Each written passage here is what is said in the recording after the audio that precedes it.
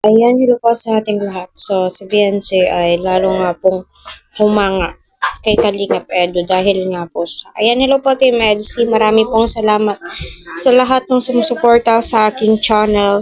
Marami pong salamat sa lahat ng Team Edsi na nakasubscribe. Nagbibigay po ng kanilang komento patungkol nga po sa ating topic. Kaya patuloy po natin suportahan sa Kalingap Love You Ball at ang buong team. Huwag mo natin skip ang kanilang ads.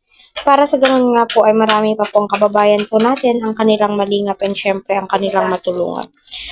So, kita naman po natin na malaki po talaga yung pinagbago ng buhay ni VNC simula ng malingap nila. Kalingap Rob and syempre kay Dr. Lau dahil isa po siya sa mga naging tulay. Binalik-balikan po niya, pinilit po niya si Rob na minsan ay bisitahin po itong si VNC. At ayun, nabisita nga po siya po ay tumutulong sa kanyang nanay na naglalabandera.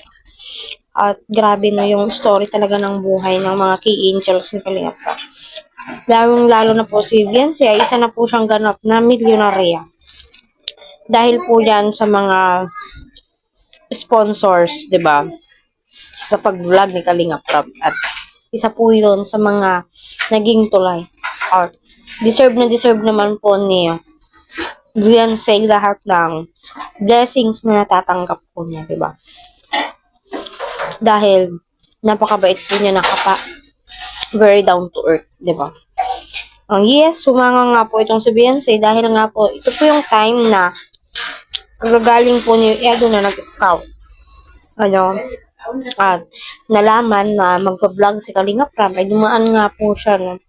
Kita naman po natin.